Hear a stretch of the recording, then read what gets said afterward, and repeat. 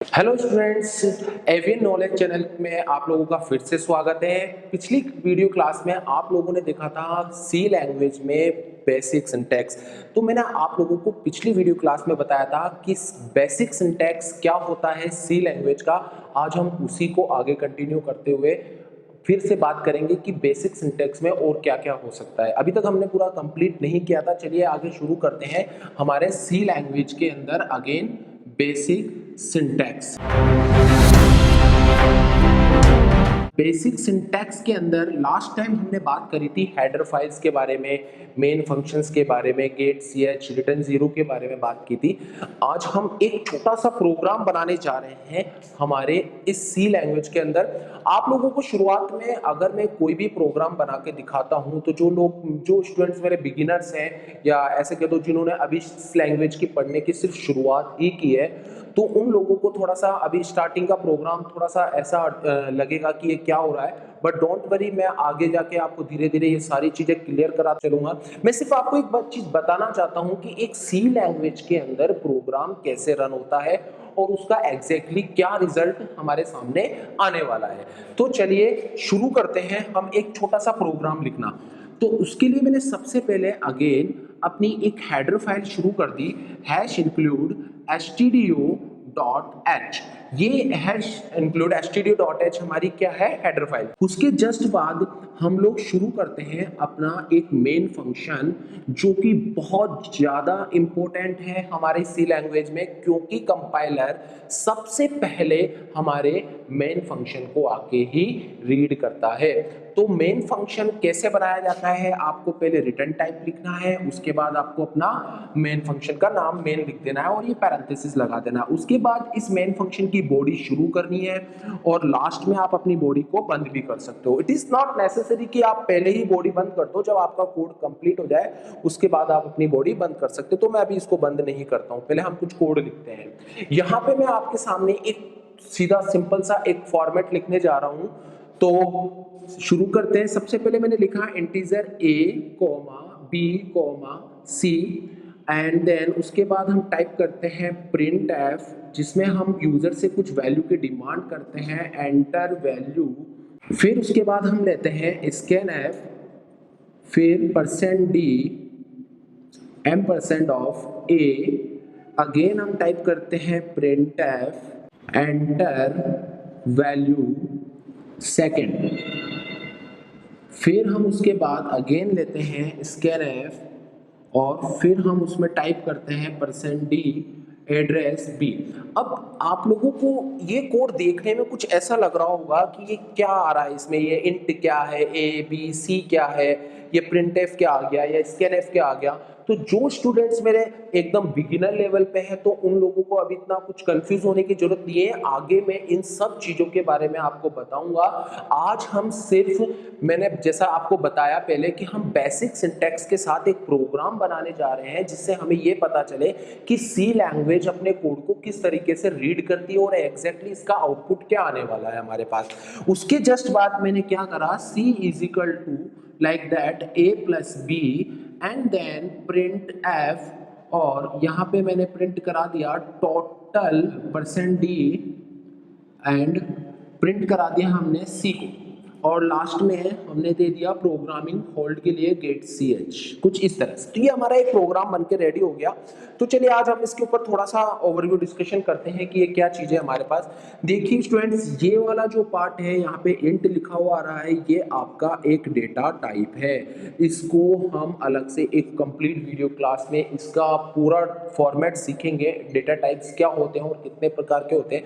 अभी के लिए आप ये समझिए कि ये एक प्रकार का डेटा टाइप्स है। और यहाँ पर ये जो तीनों आ रहे हैं आपके सामने a, b, और c, ये तीनों ही मेरे क्या है, वेरिएबल्स हैं। वेरिएबल्स क्या होते हैं, प्रोग्रामिंग में कैसे काम करते हैं और किस तरह यूज किया जाता है इनको, ये सब भी हम वेरिएबल्स के ऊपर अलग से सीखेंगे। फिर उसके जस्ट नीचे आप लोगों को कुछ प्रिंटफ और स्कैनफ टाइप की कमांड देखने को मिल रही होगी। यानी मैंने यहाँ पर ध्यान से देखिएगा, इसको लिखना कैसे है ये बहुत इंपॉर्टेंट है। यहाँ पर आपके इस चीज में गलती नहीं होनी चाहिए। अगर हमने इसमें लिखने में थोड़ी सी भी गलती करी तो हमारा प्रोग्राम एरर दे सकता है। यहाँ मैंने लिखा है print F and then parenthesis on double quotation, उसमें मैंने एक मैसेज टाइप करा है enter value first and then double quotation और फिर पैरेंथेसिस बंद करना है आपको, और लास्ट में मैंने दिया है सेमीकोलन। इस लाइन, कंप्लीट लाइन को हम कहेंगे इट इज अ स्टेटमेंट। ये आपकी एक प्रकार की क्या हो गई, स्टेटमेंट हो गई। यानी कि मैं कह सकता हूं कि मैंने यहाँ पे टोटल कितनी स्टेटमेंट्स चलाई, देखा जाए तो ये भी एक स्टेटमेंट है। तो 1 2 3 4 5 6 7 स्टेटमेंट मेरी यहाँ पे चल रही है, जिसमें देखिए प्रिंटफ वाली स्टेटमेंट क्या करती है। यहाँ पर बात कर रहे हैं हम किसकी, प्रिंट एफ की। तो प्रिंट एफ होता क्या है, आपको मैंने याद है मेरी पिछली वीडियो क्लास में बताया था कि जहां पर भी आपको ये पैरेंथेसिस देखने को मिल जाए तो समझ लीजिए कि वो चीज क्या कहलाती है, फंक्शन कहलाता है।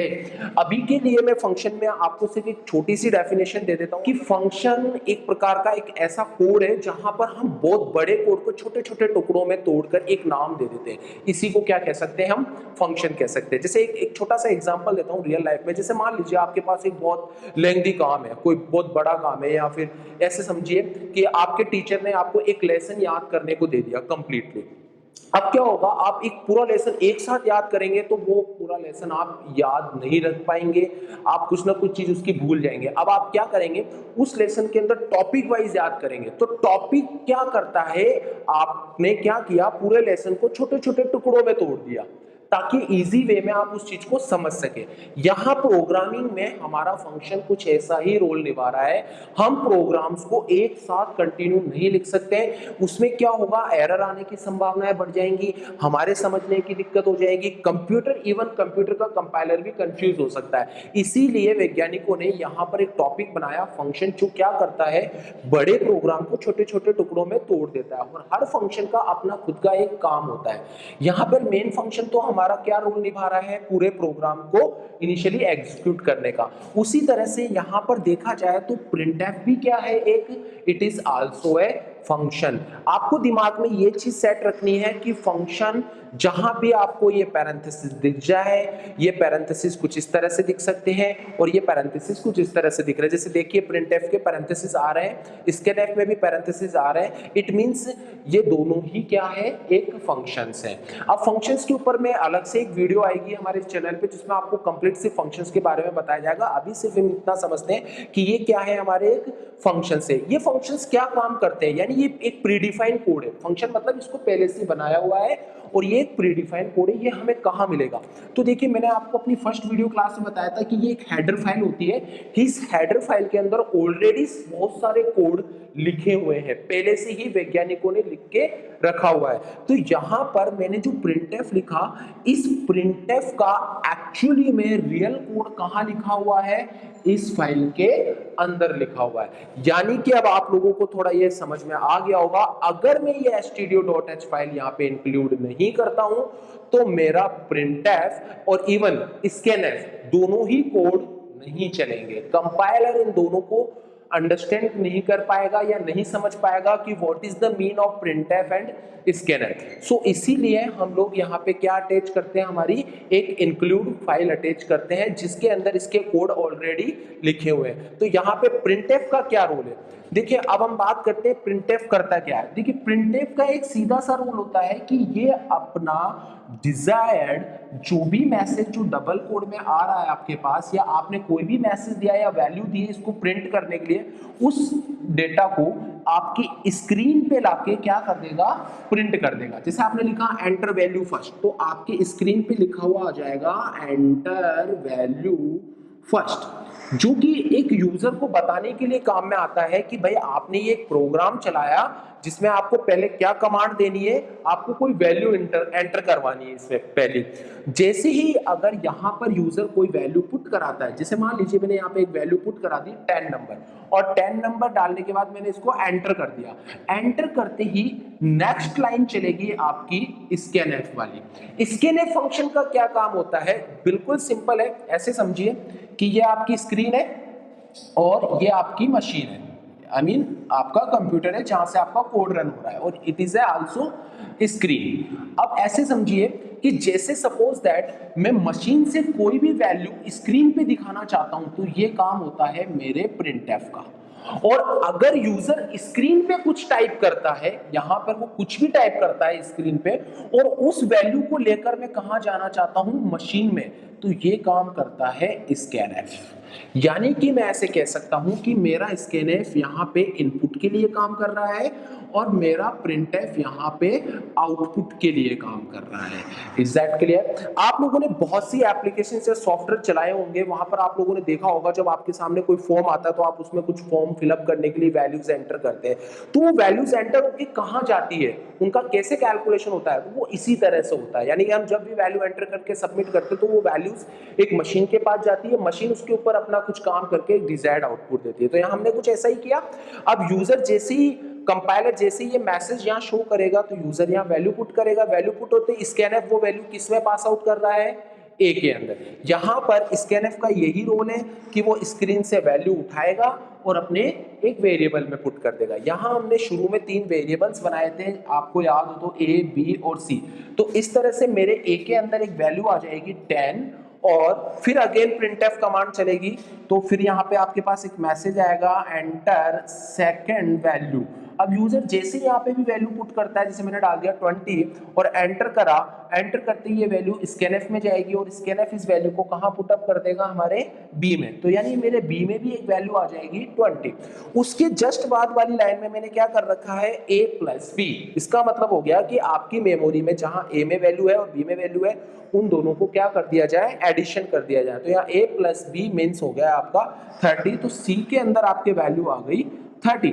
और फिर आपकी लास्ट वाली लाइन बता रही है इसको प्रिंटएफ, यानी हमने प्रिंटएफ कमांड से कहा कि आप एक मैसेज प्रिंट कीजिए यहाँ पे। तो यहाँ पे एक मैसेज प्रिंट होगा टोटल, और इस %d की जगह c का मान प्रिंट हो जाएगा। इस c का मान कितना आया हमारे पास मशीन में, 30। तो यहाँ आंसर आएगा आपके पास एक 30। अगर मैं ओवरव्यू इस कोड को ना देखते हुए सिर्फ एक स्क्रीन को देखता हूं तो यहाँ पे हमें एक आइडिया लग रहा है कि हमने एक ऐसा प्रोग्राम बनाया है छोटा सा, जो यूजर से 2 वैल्यू लेता है और उसका हमें क्या निकाल के देता है, कि एडिशन निकाल के देता है। तो आप लोग इस चीज से समझ चुके होंगे कि सी लैंग्वेज के अंदर मैंने एक छोटा सा प्रोग्राम बना के सिर्फ आपको ये बताया है कि कंपाइलर इस पूरे कोड को लाइन टू लाइन पढ़ता हुआ चलता है और हर एक कोड को एग्जीक्यूट करता हुआ चलता है। देखिए सी लैंग्वेज में ज्यादातर स्टूडेंट्स गलतियां अपने सिंटैक्स को लेकर करते हैं, तो मैं यहाँ पे सिंटैक्स से रिलेटेड आपको वापस से बता देता हूँ। देखिए मैंने हर सिंटैक्स में यहाँ पे प्रिंटएफ लिखा है और उसके बाद यहाँ double quote, message, double quote, फिर पैरेंथेसिस एंड सेमीकोलन। इसी तरह से मैंने स्कैनएफ यूज किया, डबल कोड में %d लिया। अब बहुत से स्टूडेंट्स के दिमाग में ये चल रहा होगा कि व्हाट इज द %d, ये %d क्या काम कर रहा है अपना यहाँ पे। तो डोंट वरी, मैं प्रिंटएफ और स्कैनएफ के फंक्शंस को डिटेल में समझाऊंगा। अभी मैंने ओवरव्यू में हमें एक छोटा सा प्रोग्राम समझाया है, तो वहां आपको समझ में आएगा कि ये क्या काम करता है। यानी ऐसे समझो कि सिर्फ एक शॉर्ट व्यू में कि %d यहाँ पर एक प्रकार का फॉर्मेट है जो ये कंपाइलर को बता रहा है कि आप कौन से टाइप की वैल्यू के लिए काम कर रहे हो। टाइप के ऊपर भी हम बात करेंगे। तो ये हो गया हमारा स्कैनएफ, फिर मैंने प्रिंटएफ दिया, फिर मैंने स्कैनएफ दिया, देन अगेन मैंने अपनी कोई कैलकुलेशन दिखाई और उसको फिर प्रिंट करा दिया। अब बात आती है यहाँ पर कि अगर मैं बात करूं यहाँ पर गेट ch की, तो गेट ch का काम क्या हो रहा है, जब आपका कंप्लीट प्रोग्राम रन हो जाता है यहाँ पे, तो गेट ch क्या करता है, आपके प्रोग्राम को यहाँ पे आके होल्ड कर देता है। अगर मैं गेट ch का इस्तेमाल यहाँ पे नहीं करता हूं तो कंपाइलर हमारा बहुत ही ज्यादा फास्ट चलता है, यानी कि वो प्रोग्राम को रन करके तुरंत बंद कर देगा और आपको आउटपुट नहीं दिखाएगा। आउटपुट तो स्क्रीन पे आएगा बट आप देख नहीं पाओगे क्योंकि वो बहुत फास्टली चलता है और बंद कर देता है। यहाँ पे गेट ch क्या करेगा, गेट ch उस कंप्यूटर मतलब कंपाइलर को होल्ड कर देगा कि जब तक कोई यूजर कोई बटन प्रेस ना करे तब तक आप इस स्क्रीन से आउट मत होइए। इसीलिए हम लास्ट में किसका इस्तेमाल करते हैं, गेट ch का इस्तेमाल करते हैं। तो यहाँ पर आप लोगों को समझ में आया होगा कि ये पूरा कोड हमारा किस तरह से काम कर रहा है। ये हमारा सी लैंग्वेज का एक सिंपल सा मैंने एक शॉर्ट प्रोग्राम आपको बना के दिखाया है जो आपको यहाँ पे बताएगा कि प्रोग्रामिंग क्या होती है। देखिए इसको देखकर बहुत से स्टूडेंट जो बिगिनर्स होंगे या जो शुरुआत ही कर रहे हैं सी लैंग्वेज को पढ़ने की, उन लोगों को थोड़ा सा डाउट होगा कि क्या है कैसा है, बट डोंट वरी, हम अपनी आने वाली वीडियोस के ऊपर बिल्कुल शुरू से बात करेंगे यहाँ से कि ये क्या चीज़ है, डेटा टाइप्स क्या होते हैं, हमारे वेरिएबल्स क्या होते हैं। हम आने वाली वीडियो पे बात करेंगे हमारे डेटा टाइप और वेरिएबल्स के ऊपर। तो और फिर उसके बाद हम अपने बाकी के टॉपिक्स पे भी धीरे धीरे बात करेंगे, तो ये चीज़ें आपको धीरे धीरे सॉल्व होती जाएंगी। तो ये था आज हमारे बेसिक सिंटैक्स के ऊपर एक छोटा सा प्रोग्राम। अगर आपको ये वीडियो पसंद आया हो तो प्लीज़ हमारे चैनल को लाइक और सब्सक्राइब करना ना भूलिए।